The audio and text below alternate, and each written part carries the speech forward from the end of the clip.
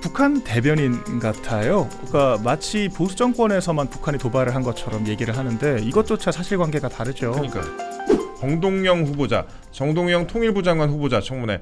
야, 여기 진짜 명언 많이 나왔습니다. 북한이 일단 주적이 아니라고 했습니다. 그리고 북한 인권법도 비판했습니다. 이거 박민영 대변인 할 얘기 많을 것 같은데 어떻게 보셨어요? 아무리 통일부 장관이라고 하더라도 이 정도의 그 대북관을 가지고 있다라고 하는 것은 장관 후보자가 아니라 좀 공직자로서 자체가 적격하지 않다라고 저는 봐야 한다고 생각을 합니다. 그러니까 우리가 북한에 대해서는 좀 양가적인 시선을 제대로 견지를 하고 있어야 돼요. 그런데 우리가 북한과 휴전 상태라는 사실은 변하지 않지 않습니까? 네. 지금도 북한에 의한 우리나라에 대한 도발이 계속 이어지고 있습니다. 자꾸 윤석열 전 대통령이 밑도 끝도 없이 뭐 외환죄를 저질렀다라고 얘기를 하면서 뭐 무인기 파견 문제를 지적을 하는데 그 무인기 우리가 왜 파견을 했습니까?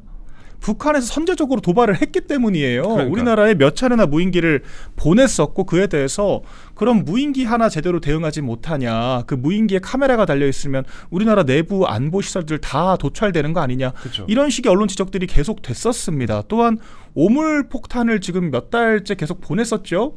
그런 상황들에 대해서 정부가 국민들의 여론을 반영해서 맞불 조치를 한 것이 바로 무인기 파견 문제인데, 그런 것들을 외환죄로 엮으면서 정작 북한의 그런 행위들에 대해서는 주적이 아니다라고 일가를 한다.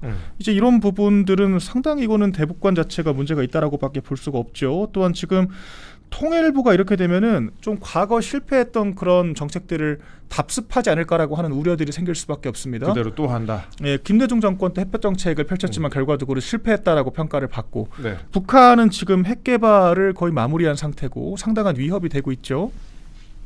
이런 실패를 겪었던 민주당이 오히려 북한에 대한 필요한 군사 조치들을 모두 다 악마화하는 이런 절차들을 밟으면서 동시에 이런 대북관을 가진 후보자를 통일부 장관 후보자로 내세웠다라는 것 자체가 굉장히 우려가 되는 지점이고요. 이분이 또 다른 한미연합훈련 등에 대해서도 여러 코멘트들을 했더라고요. 연합훈련 연기해야 된다. 그리고 예. 김정은의 적대적 두 국가론, 그러니까 김정은이 이제 남북 따로 가자고 이렇게 얘기를 하고 있잖아요. 네. 몇 년 전부터. 근데 적대적인 두 국가론에 대해서도 이게 강대강의 산물이다.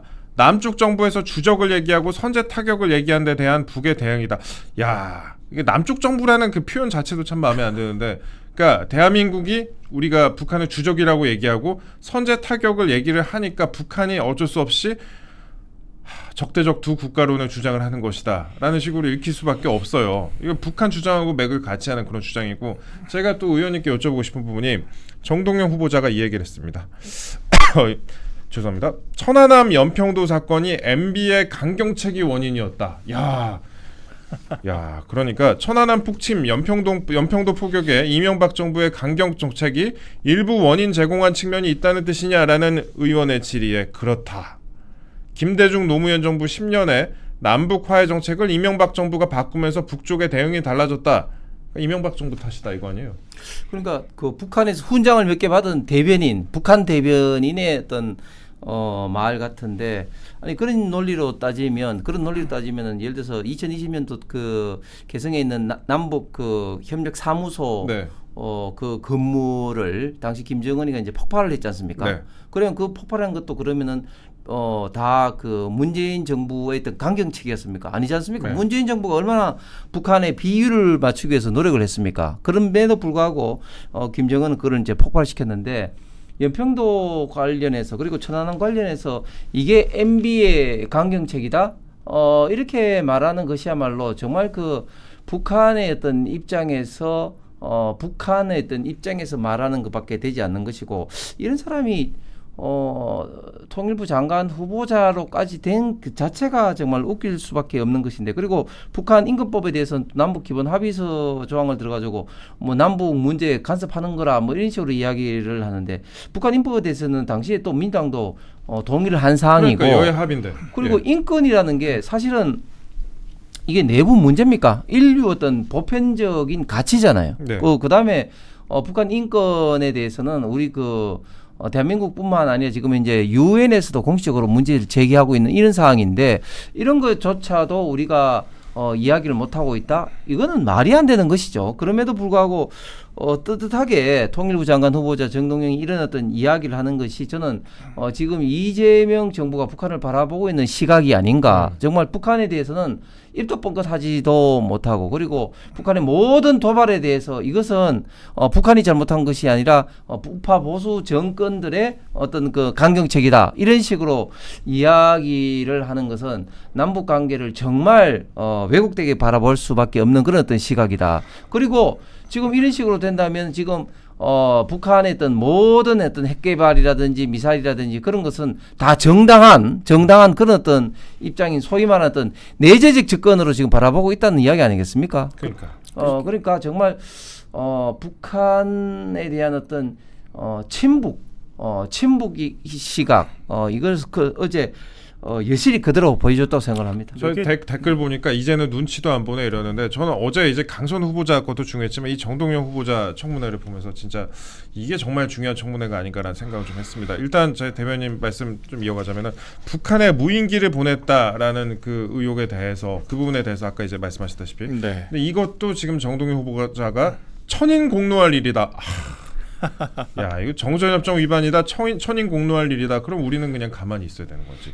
야, 이게 북한 대변인 같아요. 그러니까 마치 보수 정권에서만 북한이 도발을 한 것처럼 얘기를 하는데 이것조차 사실관계가 다르죠. 그러니까 2002년 연평해전 때는 김대중 정권 때였습니다. 네. 당시 김대중 전 대통령이 그 흔한 NSC 한번 열지 않고 제대로 대응하지 않았다라고 해서 아직까지도 비판이 이어지고 있는 사건이고요. 횟수로 따지더라도 김대중, 노무현, 문재인 정권 때 북한의 대남 도발 횟수가 결코 보수 정권보다 적지 않습니다. 네. 그렇기 때문에 북한의 이런 예측 불가능한 행위들에 대해서는 우리나라에서 인과성을 찾으면 안 되는 거예요. 그런데 그런 것들을 남쪽 정부 운운하면서 마치 강경책 때문에 그랬다라고 인식하는 것 자체가 대단히 왜곡된 인식을 가지고 있다 이 말씀을 드리고 그 남쪽 정부 그 문재인 전 대통령도 그런 얘기했어요. 남쪽 대통령 문재인입니다. 이렇게 얘기하고 그랬잖아요. 예. 그렇죠. 스스로의 그런 지위를 격하시키면서 북한을 시켜 세우는 그런 건데 지금 천인공노할 일이라고까지 평가를 했습니다. 제가 아까 근데 말씀드렸던 것처럼 이런 것들은 다 이런 행위들이야말로 인과성이 있는 것들이에요. 북한이 우리나라에 선제적 조치를 했기 때문에 우리가 맞불을 놓은 개념입니다. 저희가 결코 북한에 선제적으로 적대적인 행위들을 하지 않아요. 이런 것들이 여론이 충분히 무르익었고 우리 군사 작전상의 필요성이 인정됐기 때문에 집행이 된 겁니다. 또한 가장 핵심적인 것은 지금 외환죄 수사하겠다라고 설치고 있는데 이런 것들은 군사 공모상의 기밀이에요. 이런 사안들은 이렇게 쉽게 공표를 하고 떠드는 이런 안주거리가 돼서는 안 되는 이슈들입니다. 그렇죠. 또한 이 대부분의 것들은 지금 전작권을 미국이 가지고 있잖아요. 또한 우리가 미국과의 안보 동맹을 필두로 움직이고 있기 때문에 동맹국들과의 협의가 없을 수가 없는 이슈들이거든요. 이런 것들을 계속 공표를 하고 이걸 천인공노할 일이라고까지 표현을 하면서 비판을 한다라는 것 자체가 이건 동맹국과의 신뢰까지 깨뜨리는 문제가 될 수 있다라고 저는 생각을 합니다. 예. 지금은 무인기만 얘기를 하지만 조만간 우크라이나 파병 같은 이슈들 안 그러네. 나오겠습니까? 예. 그러니까 이런 이야기들 지적을 할 겁니다. 이게 다 북한을 우리가 도발을 해서 전쟁을 유발하려고 하는 것이다. 이런 식의 논리를 펼칠 텐데 제가 우려되는 게 뭐냐면 전 이거는 법적인 요건 자체가 성립을 안 한다라고 봅니다. 외환죄는 적국과 통모를 해야 하는 것이기 때문에 김정은 위원장을 불러서 우리가 조사를 할 게 그렇죠, 아니고서야 그렇죠. 예. 이 범죄 혐의를 입증할 수가 없어요. 그런데 이런 것들이 만약에 법적인 문제가 있다라는 기록이 남게 돼버리면 앞으로 어떤 정권이 북한의 대남 도발에 대해서 적극적으로 대응을 하겠습니까? 당하고 있어야죠 그냥. 네, 우리가 맞대응하면 그것 자체가 외환죄가 될 수도 있는 건데 이런 말도 안 되는 논리를 펼치면서 마치 이 비상계엄 사태를 자신들의 어떤 좌파 헤게모니를 강화하기 위한 그런 기회처럼 이용을 하고 있다. 전 이런 부분들이 굉장히 우려가 되는 것이고요. 이건 저희가 좀 총체적으로 잘 감시를 해야 되는 부분인 것 같습니다. 예, 그 말씀하신 내용 중에서 이제 특검의 수사와 관련된 부분은요, 저희가 뒷부분에서 좀 상세히 다루겠습니다. 저희가 뒷부분에 윤석열 전 대통령 수사와 관련된 부분 등등 좀 준비를 해놓은 게 있어서요. 그 어제 발언에서도 나온 부분인데 전작권, 정동영 후보자도 전작권을 언급을 했습니다. 요즘 논란이 되는 이 전시작전권 관련해서 환수해야 한다. 전작권 환수 얘기가 나와서 말인데 최근에 이제 관세 협상과 연관해서 혹은 관세 협상이나 방위비와 또 별개로 그러니까 각각 보도가 나오고 있는데 별개로 전작권 환수를 추진한다라고 보도가 쏟아졌습니다. 그러다가 동맹파인 위성락 안보실장이 아니다. 라고 또 부인을 했습니다. 그런데 또 정동영 후보자의 또 발언을 들어보면 전작권 환수를 추진해야 된다라는 발언을 들어보면 그 정부 내 동맹파와 자주파의 이 대립을 짐작할 수 있는 부분 아니겠습니까? 전작권 환수 문제는 좌파 정권에서 좌파 진영에서 오랫동안 해야 된다는 네. 어떻게 보면 좀 종교 같은 신념입니다. 이것은 70년대 80년대 운동권이 지속적으로 전작권 환수 이야기를 해왔었죠. 그때 당시까지만 하더라도 사실은 많은 국민들의 공감을 얻지 못하다가 우리 대한민국의 어떤 국방력이 커지면서 우리도 이제 직접적인 어떤 그 자주 작전권을 행사해야 되지 않느냐 하는 어떤 일부 어떤 여론도 좀 있습니다. 예. 그럼에도 불구하고 우리가 좀 정확하게 알아야 되는 게 전시 작전권이라는 게 단순하게 작전만을 의미하는 것이 아니라 관련된 모든 어떤 정보, 장비 그리고 군사력에 관련된 모든 사항과 직접적으로 관련이 되어 있는 것입니다. 만약에 전작권을 우리가 환수하게 된다면 대북 어떤 정보라든지 장비라든지 군사력에 있어서 미국이 발을 뺄 수 있는 좋은 명분이 되는 겁니다. 지금 우크라이나 전쟁에서 보듯이 우크라이나가 이렇게 러시아와의 전쟁에서 지금 이제 뭐 군사력도 딸리고 또 정보력도 딸리지만 계속해서 서방에서 이제 지원을 함에도 불구하고 가장 지금 아쉬워하고 있는 건 뭡니까? 결국은 미군이 제도적으로 개입하지 못하고 있다는 거죠. 그렇죠, 예. 그런데 우리는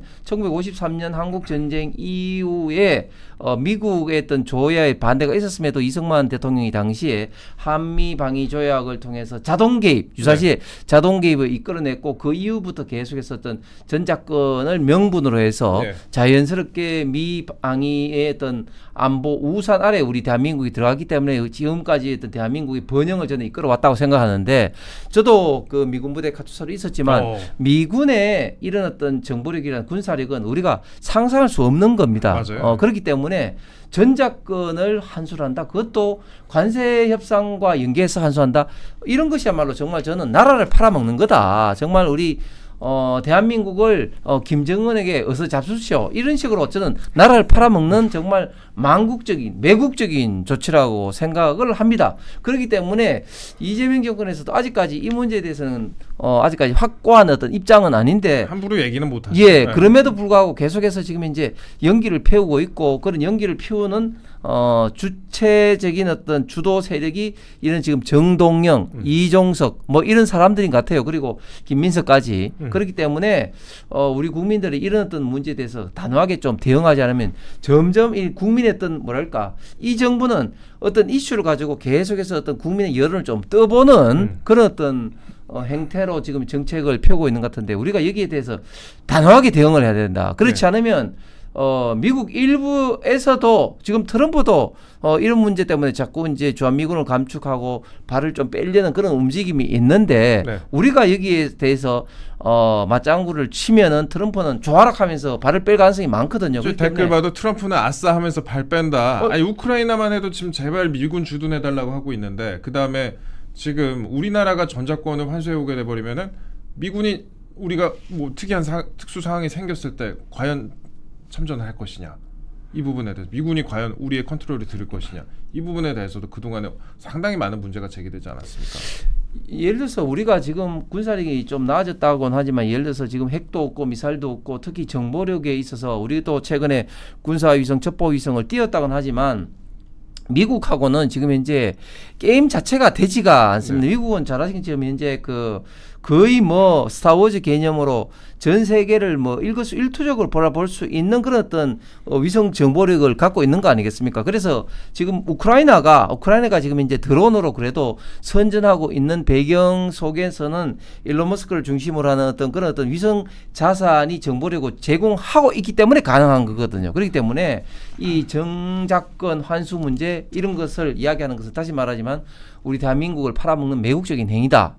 이렇게 다시 한번 강조합니다. 미국 상원 군사위원회도 주한미군의 감축 전작권 전환이 국익 보증 전에는 불가하다라고 또 나서기도 했어요. 그러니까 진짜 무식하면 용감하다 음. 이 말이 딱 맞는 거죠. 정확히는 우리가 미국을 이용하고 있는 거거든요. 그렇죠. 우리가 미국에게 주권을 내준 개념이 지금 아닙니다. 서로 간에 조약을 맺은 건데, 그러니까 이 정보의 가치라고 하는 것이 전쟁 억지의 기본이 바로 정보지 않습니까? 네.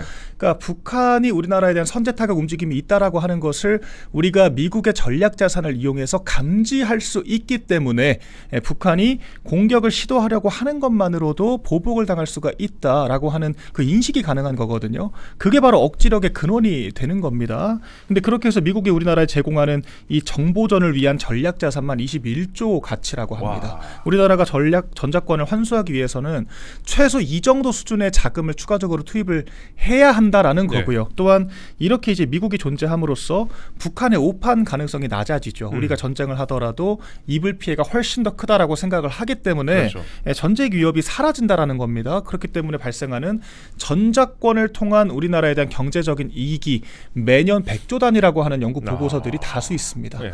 이런 상황에서 지금 마치 관세 협상에 우리가 기분 나빴다고 우리도 이제 그걸 우리도 전작권 환수하겠다라고 마치 미국을 겁박하듯이 네. 얘기를 한다는 이런 개념 발상 자체가 굉장히 무식한 행위들을 지금 하고 트럼프 있는 대통령 거죠. 입장에서 오히려 좋아. 그렇죠. 돈 아끼고 오히려 좋아. 그러니까 오히려 이런 미국 거예요. 입장에서 트럼프 대통령이 하는 말이 맞을 네. 수가 있는 거예요. 아. 우리나라에 매년 조 단위의 지금 방위비를 쓰고 있는 것이고 네. 이게 전략자산 수십 조를 배치를 하고 있는 상황인데 당연히 미국 자국 우선주의 입장에서는 불편할 수 있지 않습니까? 네. 그리고 우리가 그런 얘기를 했을 때 살살 달래면서 우리가 계속 이용을 할 생각을 해야죠. 미국에 굴종을 하라는 게 아닙니다. 우리에게 이익을 주고 있지 않습니까? 활용을 해야 되는 겁니다. 그런데 이런 것들을 주권이랍시고 오히려 주권을 포기하는 그런 행위들을 지금 하겠다라고 하는 것 또한 이것을 관세 협상을 위한 수단이 마치 될 것처럼 취급을 한다라는 것 자체가 참 이렇게 무지할 수가 있나. 이러니까 이제 민주당이 집권하면 우리가 경제 안보적으로 안심할 수가 없다는 얘기가 나오는 것이고. 대미 전략 자체가 지금 네. 없다는 지적이 많이 나오는 게 예. 그 특사 관련해서도 저희 미국 얘기를 나왔으니까 말인데 특사 관련해서 김종인 전 비대위원장 미국 특사로 보낸다고 보도 많이 나왔잖아요. 본인도 예. 뭐 수락했다고 얘기를 했고 근데 여권에서 지금 김종인 불가 주장이 또 나왔습니다. 뭐 국회 회의장에서 뭐 대통령에게 김종인 안 된다고 문자를 보내는 뭐 그런 의원도 있었다고 하고 모양새가 좀 이상하게 됐는데 대통령실에서 결혼도 안 했는데 이혼을 묻냐? 라고 했습니다. 이거 모양새가 웃기게 됐는데 의원님은 어떻게 보셨어요? 모양새가 아주 웃기게 됐죠. 네. 지금 강기정 대변인 같은 경우는 김종인 전 비대위원장 미국 특사로 부적절하다는 그런 어떤 여론에서 뭐 대통령이 직접적으로 연락한 바도 없다 이런 식으로 이야기를 하니까 지금 김종인 지금 위원장도 굉장히 뭐 그 기분 나빠하는 투로 내가 뭐 보내달라 했나 이런 그러니까, 식으로 했다는 거 예. 아닙니까? 근데 저는 김종인 비대위원장을 미국 특사로 생각하는 자체가 정말 미국 특사로 파견하는 것 자체가 아주 미국을 지금 전략적으로 관세 협상이라든지 여러 가지 이슈가 있는 상황에서 중요한 어떤 그런 이슈로 생각하는 것이 아니라 그냥 국내 어떤 정치형으로 생각하고 있구나. 그 김종인 비대위원장이 그 지난 대선 국민에서 이재명 대통령에 대해서 좀 뭐 도와줬기 때문에 아이고 어르신 한번 이게 좀 다녀오십시오. 미국 바람 한번 네. 쐬고 오시죠. 네. 이 정도로 지금 접근하고 있는 것 같아요. 특사를 지금 그 대선 후에 해외여행 뭐 포상휴가 이런 그러니까요. 식으로 네. 받아들이는 거 아니냐라는 보도가 많이 나오고 있는데 네, 그런데 이제 네. 생각을 해보면 미국 입장에서 특히 트럼프 입장에서는 굉장히 기분 나쁠 것 같은 게 일단 첫 번째는 본인한테 2021년도 SNS에 어떤 식으로 이야기했습니까? 김종인 위원장이 트럼프와 이제 문제는 일부 본인들의 어떤 팬덤에 의존해서 이제 하고 국민을 바라보지 못한다. 특히 트럼프에 대해서는 미치광이다, 광인이다. 광인 이런 식으로 네. 이야기했잖아. 그러니까 어떻게 보면 꼼꼼하게 미국 대사측에서 미국 대사관에서 보면은 아마 비자 발급도 되지 않을 그런 어떤 대상이죠. 두 번째는 다른 어떤 나라 특히 중국이라든지 러시아에는 전직 국회의장을 보냈는데 김정은 위원장 같은 경우는 어떤 직함이 없지 않습니까? 그러니까 미국 격에도 봤을 때는 이건 뭐야 이거 뭐 자기보다 나이만 많은 사람 누를 수 있는 건 나이만 많은 사람만 보냈는데 이 사람은 왜 내한테 보냈어? 이런 식으로 당연히 기분 나쁘게 받아들일 수밖에 없는 입장이에요. 이렇게 김정일이라는 사람을 미국 특사로 보내겠다고 발상하는 자체가 저는 아주 넌센스다 그렇게 생각합니다. 대미 관계는 정치 문제가 아닌 나라의 장래가 걸린 굉장히 중요한 사안이라고 얘기한 게 이제 김종인 위원장입니다. 본인이 가겠다고 수락을 하면서 대미 관계는 나라의 장래가 걸렸으니까 굉장히 중요하니까 내가 갈게 이런 식으로 얘기를 했는데 이제 당에서 나 대통령실도 누구세요? 약간 이런 식으로 하니까 당에서 쓸데없는 소리 하는 것 같다. 가고 싶어 가는 것도 아니고 보내달라고 한 적도 없다. 마음이 좀 상하신 것 같아요. 그러니까 이 정부 들어갔고 약간 그래요. 보수 출신이나 뭐 보수나 진보로 오가면서 살았던 사람들이 한 자리씩 뭐 하기도 하고 그러는데 약간 뒤통수 맞은 꼴 아닌가? 네, 그러니까 이게 지금 내수용으로만 정치를 하고 있는 거죠. 네. 속된 말로. 그러니까 지금 김종인 위원장뿐만 아니라 국회의원들 자꾸 파견 보낸다라고 하는데 말씀하신 것처럼 이거 뭐 해외여행 가는 것도 아니고, 그러니까 민주당 여당 관계자들도 그렇게 기자들이 물어본다는 거 아닙니까? 이게 관세 협상을 위해서 보낸 거냐라고 하니까 본인들도 사실 그건 좀 아니라고 생각을 했는지 이재명 정권의 출범을 전 세계에 알리기 위해서 가는 것이다. 근데 정권 출범은 지금 다 보도됐는데. 그렇죠. 네. 이 시기에 정권 출범을 알리기 위한 목적, 아까 아직 상견례도 못했다라고 하는 게 아직 이재명 정권의 출범을 트럼프 대통령이 몰라서 그랬다라고 생각을 하는 건가?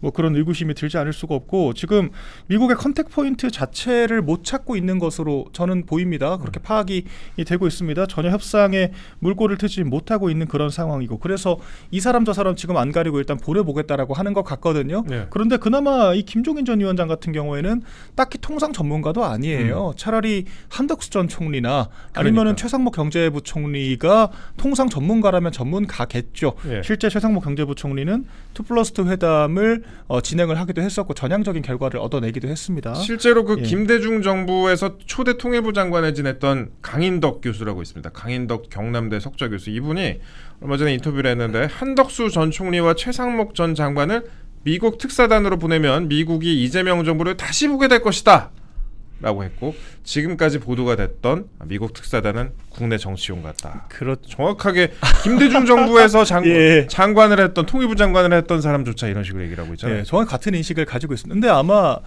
이게 정파성을 떠나서 관세 협상 그 자체에 대해 상식적인 접근을 하는 분들은 다 같은 생각을 하고 계실 거예요. 지금 파견을 보내는 면면들을 봤을 때 전혀 미국과의 관계성이나 어떤 통상에 대한 주도권을 가질 수가 없는 사람이고, 행정부 구성원으로서의 실권조차 없는 사람들인데 이런 사람들을 필두로 교섭을 하겠다라고 하는 것 자체가 말이 앞뒤가 맞지가 않죠. 그리고 지금 트럼프 행정부에서 전혀 전향적인 모습을 보여주고 있지 않기 때문에 지금 상호 관세가 기정사실화되고 있습니다. 근데 더 큰 문제는 어제 경제 6단체가 여당 환노위 의원들을 방문을 했어요. 네. 간담회를 진행을 했는데 노란봉투법과 중대재해처벌법 강화에 대해서 속도전을 요청을 했습니다. 그러니까 지금 우리 기업들이 쌍끌이로 지금 이중 부담을 안을 수밖에 없는 예. 상황인 거예요. 미국은 관세로 옥죄고 지금 민주당에서 노란봉투법 추진해서 민노총의 세상을 만들겠다라고 하는데 우리 기업들이 해외로 떠난다라고 했을 때 손가락질 할 수 있겠습니까? 못하죠. 그리고 기업들이 떠난다라고 했을 때 우리나라의 어떤 그 기간 산업들이 망가지고 일자리가 사라졌을 때 그 피해가 누구에게 돌아가겠느냐,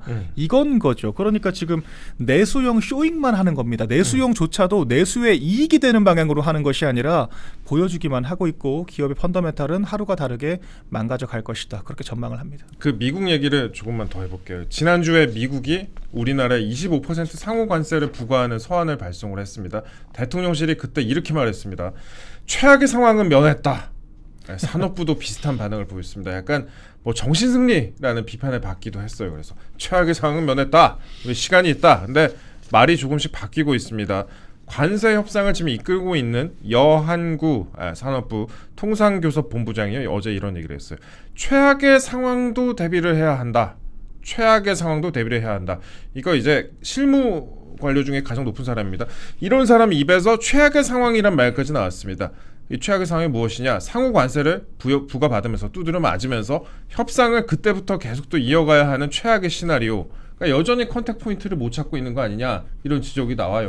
그렇죠. 지금 뭐 이한구 본부장만으로 하기에는 뭐 그 완전히 중과부족이죠. 지난번에 4월 25일 날 2+2 회담할 때 베센트 미 재무부 장관이 어떤 이야기를 했습니까? 아주 놀랄만한 어떤 성과를 거두고 있다. 그렇게 이야기하면서 네 가지 과제에 대해서 중점적으로 협의를 하기로 했죠.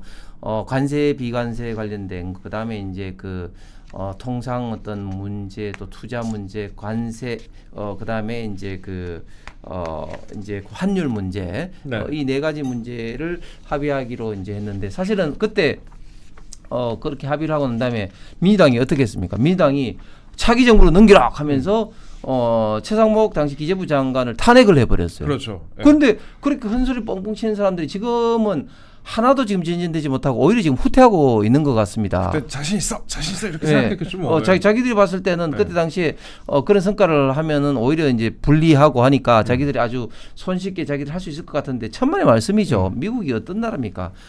지금 미국은 이재명 정권에 대해서 기본적으로 좌파 친중 친북 정부라고 인식을 하는 가운데 굉장히 좀 불신이 가득 차 있는 것이고 그렇기 때문에 지난번 협상보다도 훨씬 더 미국과 협상이 지금 제대로 되고 있지 않다. 그리고 그때 당시보다도 한덕수 최상목이라는 어떤 미국으로 봤을 때 믿을 만한 카운터 파트너가 없는 어떤 상황에서 더더욱 지금 현재 진행이 지금 잘 되고 있지 않은 것 같은데 저도 좀 전에 이제 우리 박 대변인 이야기처럼 지난주에 이제 매일신문에서 이제 칼럼을 제가 했는데 칼럼 제목이 이제 우물한 개구리가 나라를 흔든다 이런 어떤 제목으로 칼럼을 쓰기도 했는데 결국 지금 이재명 정권은 지금 정치는 쇼잉을 통해서 국민들에게 하는 것 같은데 네. 국가를 경영하는 통치는 지금 잘 못하고 있다. 그리고 기본적으로 통치를 잘 못하는 이유 중에 하나가 능력도 없지만 기본적인 절박함 내지는 인식도 대단히 잘못됐다. 예를 들면 지난번 나토에 당연히 가야 되는데 그 나토에 갈 시간에